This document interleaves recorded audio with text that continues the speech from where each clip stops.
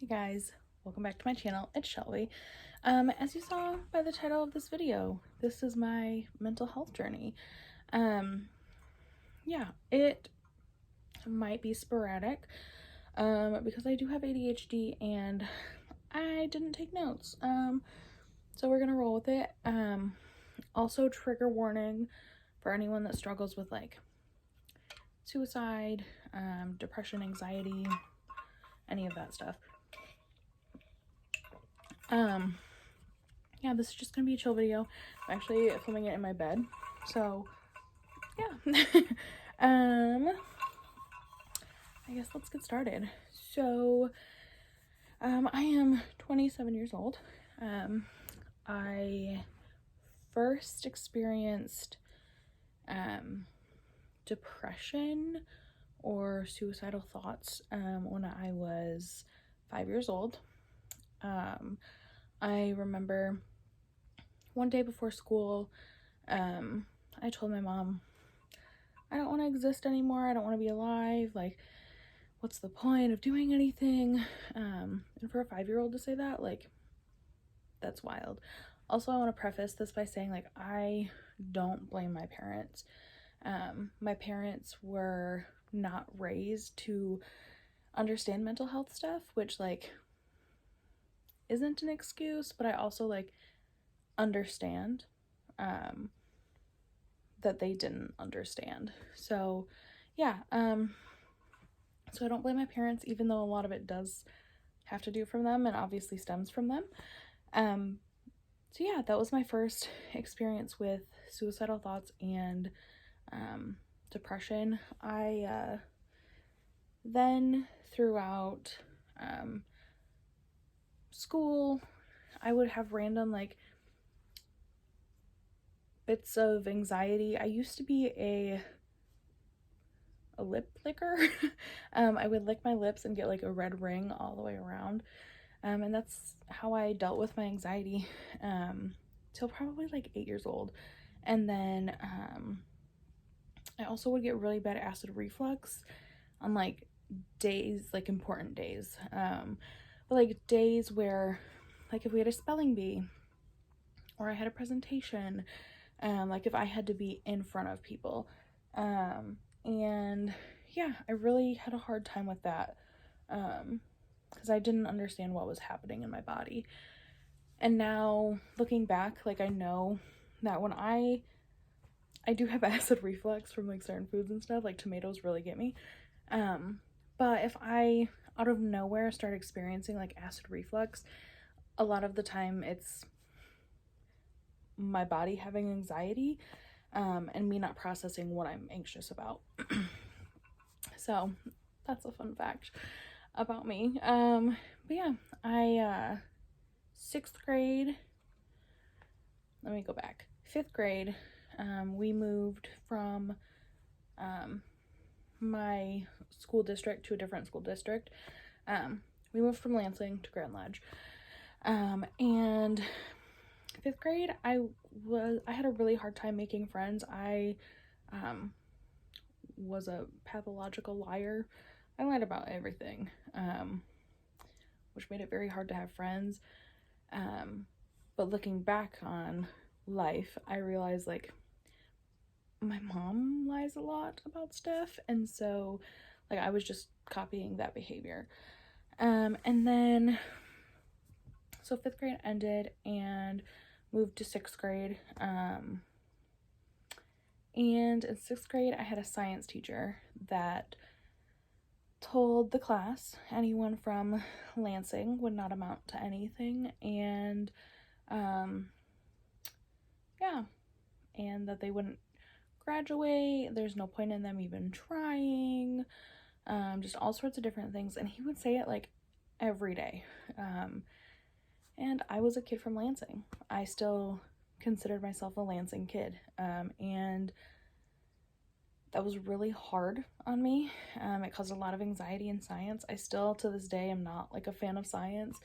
Of like, he focused on like chemistry stuff, and I hated chemistry. And so, yeah, I dealt with that, and that kind of caused me to not care about school. I just kind of played into that. I did not care about school. I pretty much at that point stopped doing homework, which became a huge problem, and I still struggle with as a 27-year-old. But then I went through middle school pretty normal. High school, freshman year was fine. I finally found my group of friends. And then my sophomore year, I really started struggling with depression again. I had a couple of suicide attempts, but I was dumb about it, which I'm so glad that I was dumb about it. Because in my family, we don't take medicine. So, I pretty much was like, okay, if I take these 3 Tylenol, I'm gonna die. And that was not how it worked. So, my suicide attempts, I'm glad that I was stupid. I'm very glad that I was dumb. Yeah, so, obviously I'm still here. And then, my junior year, I had a really, a spiritual awakening, at a leadership convention that I went to, a leadership conference. And from there, I just, my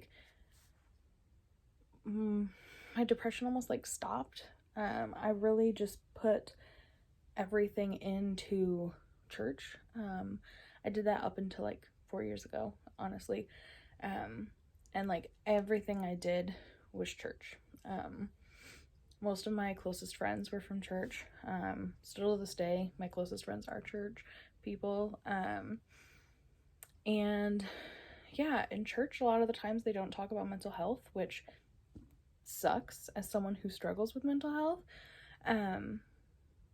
So I just shoved things down. And then, my first year of college, my best friend died in a drunk driving accident, and I pretty much put my whole life on hold. I struggled with depression. I struggled with anxiety. I thought everyone was just going to slowly die in my life. I thought I was next. And yeah, I dropped out of college at that point. And I already, as I said, I was one that struggled with homework and stuff. So dropping out of college was easy for me. Because I was like, now I don't have to do homework. And I was a 4-point student in college because I'm a good test taker. Thank God I'm a good test taker, because I probably would not have graduated high school if I wasn't. Yeah, my best friend died, and yeah, that just set me on I spiraled. I started drinking and doing all sorts of stuff I shouldn't have done. And you would think with losing my best friend to alcohol, I would be like, no. But it was the opposite effect. Because I kind of just became reckless.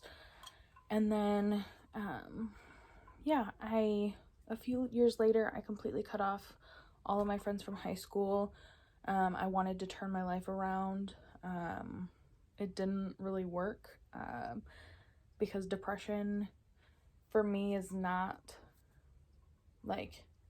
it's not seasonal depression, and it's not induced by specific things happening and then I'm able to work through it and get out of it. It is very much hormonal and chemical within my body. And the same with my anxiety. My anxiety can be induced by specific things, or me not dealing with things, or certain events. But my depression is chemical. And it's something that I fight with daily. I'm on medication for it. I'm in therapy, which medication and therapy has changed my life. Medication has, like, I complete 180. I used to have, like, even with still struggling with depression daily, like, I don't have days where I feel like I need to call into work because I just can't mentally get out of bed. I don't have those days anymore.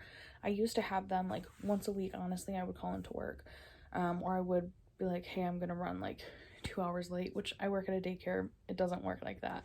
I don't know how my boss put up with me, but yeah, I would call in.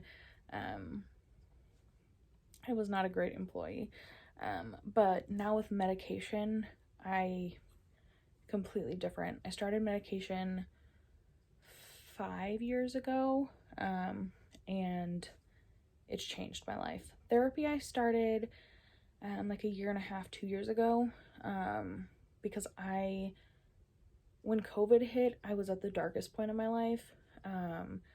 Even with my medicine, I was better with my medicine than what I would have been in that same position without it. But in like the first week of March in 2020, I had told my boss, hey, I am dealing with stress, anxiety, like dark stuff, and I just need like 2 weeks to just process. And she goes, okay. She goes, give me 2 weeks, and then you can have your 2 weeks. And I was like, okay, I can give you 2 weeks to find someone to cover what I do for the 2 weeks that I'm off, and then I will be back.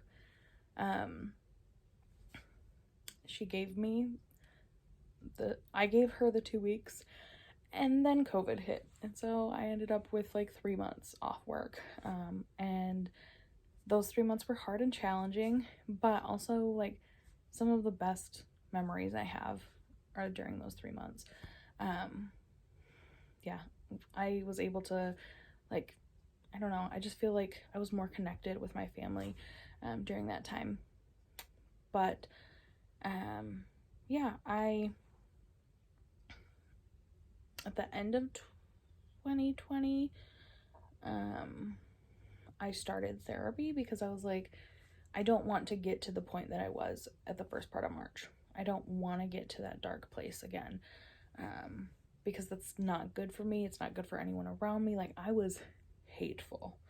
I was rude. I did not want to be around people. And when I had to be, I was not nice. And I did not want to get to that point of darkness again. And so I started going to therapy. I have seen like 2 or 3 different therapists, because it's vital to find someone that you mesh well with. I will say my first one, I did not mesh well with at all.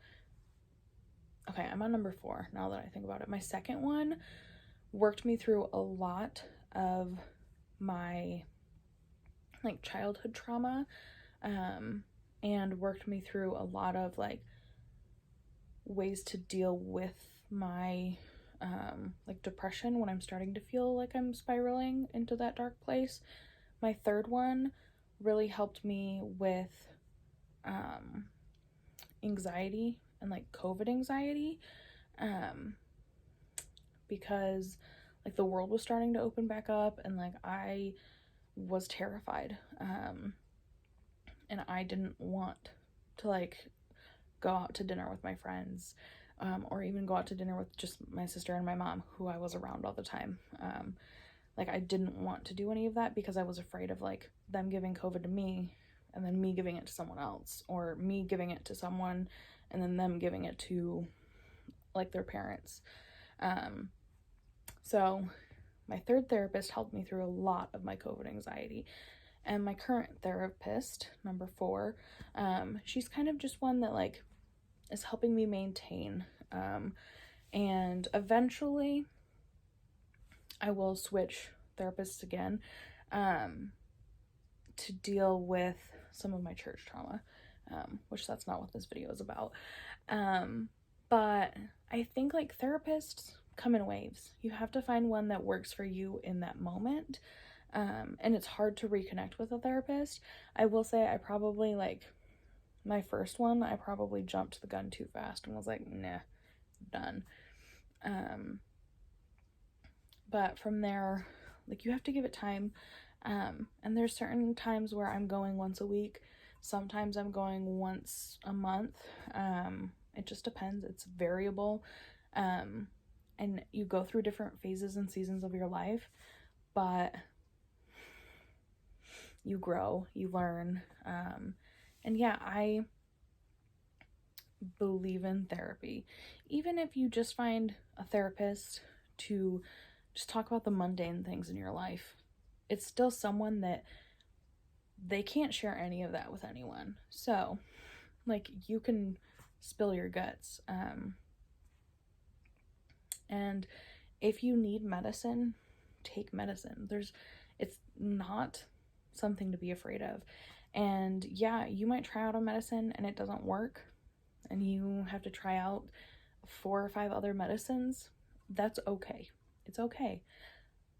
I will say my first medicine that I got put on, we've adjusted and tweaked it, but that one I have felt so good on.